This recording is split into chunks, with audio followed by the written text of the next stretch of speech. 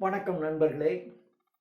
இந்த காணொளியில் நாம் பார்க்கக்கூடிய காளமேகத்தினுடைய பாடல் 25வது பாடல்.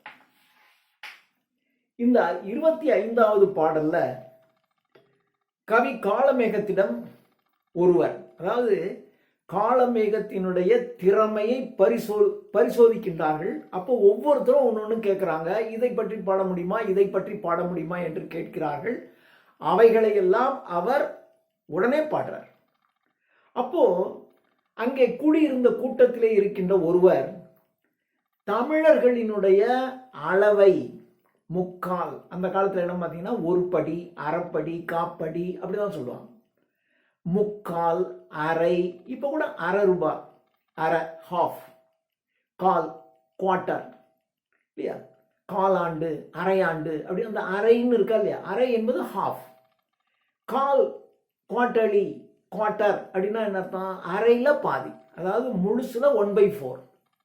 அதுக்கப்புறம் அரைக்கால், அரைக்கால் என்றால் 1/8.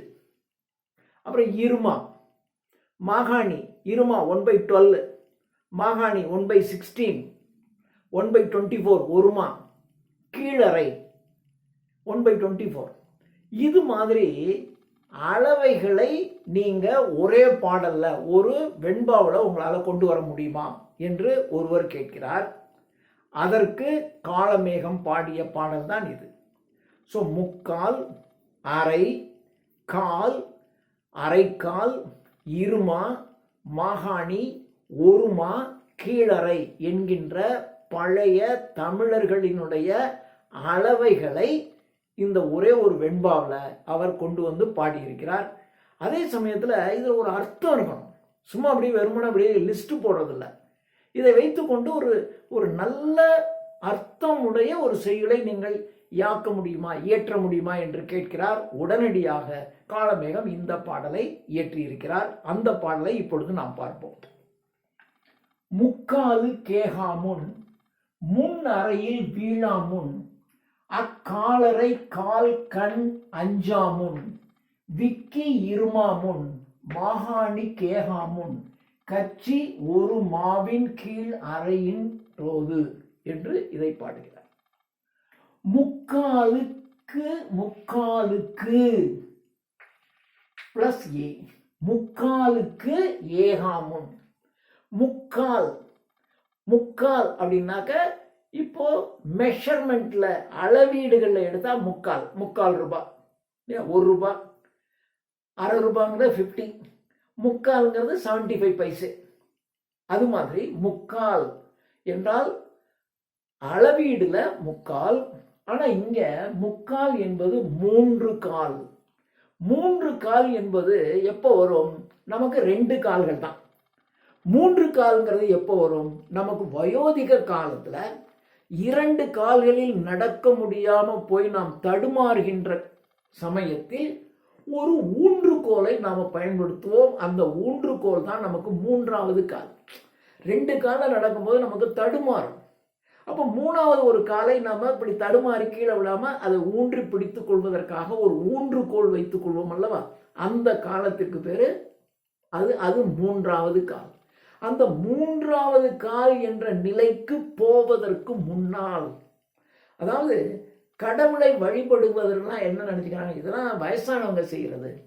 இப்போ பகவத்கீதை படிங்க, மகாபாரதம் ராமாயணம் படி அப்படின்னா, சார் இதெல்லாம் வயசானவங்க படிக்கிறது. அப்போ இது வயதானவர்கள். அப்போ கோயில் குளம், வயசான காலத்தில் என்ன பண்ணுறது, ஏதாவது கோயில் குளத்துக்கு போயிட்டு வர வேண்டியதான். அப்போ வயதானவர்கள் தான் ஆலயத்திற்கு செல்வார்கள் என்கின்ற மாதிரியான ஒரு தோற்றம் இருக்கு. அப்போ அப்படி இல்லை, நீ அதுக்கு முன்னாடியே நீ ஆண்டவனை வழிபடுகின்ற ஒரு செயலை நீ செய்ய வேண்டும். முக்காலுக்கு ஏகாமுன், 3 கால்களை வைத்து பயன்படுத்துகின்ற அந்த முதிய நிலைக்கு நீ செல்வதற்கு முன்பாகவே இறைவனை நீ வழிபட வேண்டும். ஸோ 1, முக்காலுக்கு ஏகாமுன் முன் அறையில், இங்கே அறை, முக்கால் முடிஞ்சிருச்சு, இங்கே அறை. இங்க முன் அறையில் வீழாமுன், முன், இப்போ முன் நரை, இந்த இடத்துல இப்படி பிடிச்சிக்கணும், முன் நரை. அப்போ தலைமுடியில முன்னாடி நரை வருவதற்கு முன்பாக, நரை எப்பொழுது வரும்? வயசானா நரை வரும். அப்போ வயசான காலத்துல ஒரு ஊன்றுகோலை பயன்படுத்தி 3 கால்களினால் நடப்பதற்கு முன்பாக, தலைமுடியின் முன் பகுதியிலே நரை தோன்றுவதற்கு முன்பாக, நரை தோன்றுகிறது என்றால் வயதாக போகிறது என்பதற்கான அறிகுறி. அப்போ அதுக்கு முன்பாகவே. ஸோ முக்காலுக்கு ஏகாமுன் முன் நரையில் வீழாமுன். அப்போ முன் நரை என்று ஹாஃப்ங்கிற ஒரு அர்த்தமும் வருது. இன்னொரு சமயத்துல முன்பகுதியில் நரை தோன்றுவதற்கு முன்பாக, நரைமுடி தோன்றுவதற்கு முன்பாக, முன் நரையில் வீழாமுன் அக்கால் அரைக்கால். கால் அரைக்கால், கால் அரைக்கால். அப்போ இது கால் அரைக்கால். இப்போ இதை இல் பிளஸ் ஆடு பிரிச்சுக்கலாம். அப்போ கால் அரைக்கால். அப்போ இங்க முக்கால் வந்துருச்சு, இங்க அரை வந்துருச்சு, இங்க கால் வந்துருச்சு, இங்க அரைக்கால் வந்துருச்சு. இப்போ இதை பாருங்க, அக்காலரை. காலர் என்று சொன்னால் யாரு? காலன், யமதர்மன். அக்காலரை கால் கண்டு அஞ்சாமுன். அந்த காலரை கண்டு, யமதர்மனை கண்டு அஞ்சுவதற்கு முன்பாக. யமதர்மனை கண்டு அஞ்சுறவங்க யாரு? இப்போ ஒரு ஸ்கூல்ல படிக்கிற பையன், ஐயோ நான் செத்து போயிட்டு எனக்கு யமனை கண்டா பயமா இருக்குன்னா சொல்ல மாட்டாங்க. இளம் வயதுல இருக்கிறவங்க அவங்களாம் யாரும் சொல்ல மாட்டாங்க. ஆனா வயசு ஆக ஆக ஆக நமக்கு ஒரு 50 வயசு 60 வயசு ஆயிடுச்சுன்னா எந்த நேரமும் நாம் இறந்து விடுவோமோ என்கின்ற அச்சம் நமக்கு உண்டாயிடும். அப்போ காலரை கண்டு அந்த காலர், அந்த காலன், அந்த யமதர்மனை கண்டு அஞ்சுவதற்கு முன்பாக. அந்த யமதர்மனை கண்டு அஞ்சுவது என்பது கொஞ்சம் வயசான காலத்துல தான் வரும், அதுக்கு முன்னாலேயே. ஸோ 3 கால்களை பயன்படுத்தி ஊன்றுகோலை பயன்படுத்தி நடக்கிற காலத்துக்கு முன்னாடியே, தலையில முன்பகுதியில் நரை தோன்றுவதற்கு முன்பாகவே, யமதர்மனை கண்டு அச்சம் வருவதற்கு முன்பாகவே, அக்காலரை கண்டு அஞ்சாமும் விக்கிறது இருமா. இப்போ கால் முடிஞ்சிருச்சு, அரைக்கால் முடிஞ்சிருச்சு, இப்போ இருமா. இருமாவுக்கு அப்புறம் மாகாணி, ஒருமா, கீழரை வரணும். அப்போ விக்கி இருமாமுன். அப்படி விக்கிக்கிட்டு இருமல் வருது.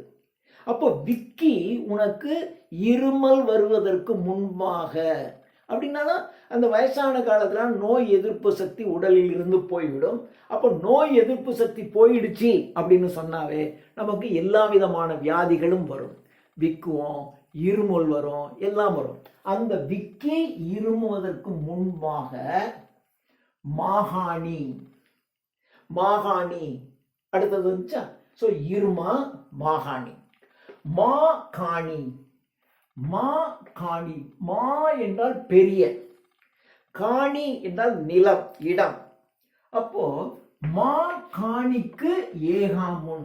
ஏகா, ஏகுதல் என்றால் போதல்னு அர்த்தம்.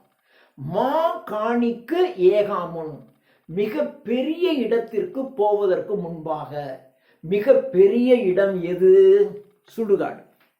ஏன்னா சுடுகாடுல தினம் பணம் வந்துக்கிட்டே இருக்கும், எரிச்சுக்கிட்டே இருப்பாங்க, புதைச்சிக்கிட்டே இருப்பாங்க. அப்போ பெரிய இடமா இருந்துச்சுன்னா தான் சரியா இருக்கும். அப்போ அந்த ஊர்லயே கொஞ்சம் பெரிய இடம் சுடுகாடு. அந்த மா காணிக்கு, அந்த மிக பெரிய இடமாகிய சுடுகாட்டிற்கு ஏகாமுன், போவதற்கு முன்பாக. அப்போ இங்க மாகாணி வந்துருச்சு. ஏகாமுன் கச்சி, கச்சி காஞ்சிபுரத்திலே.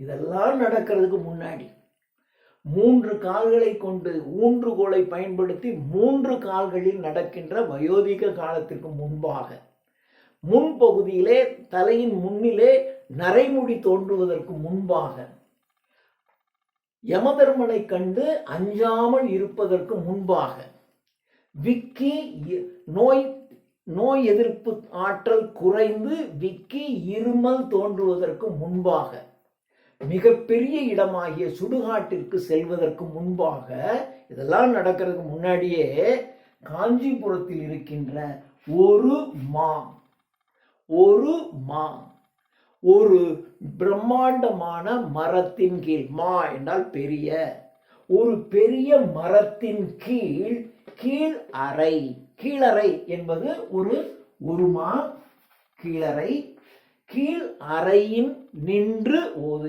கீழ் அறை நின்று ஓது.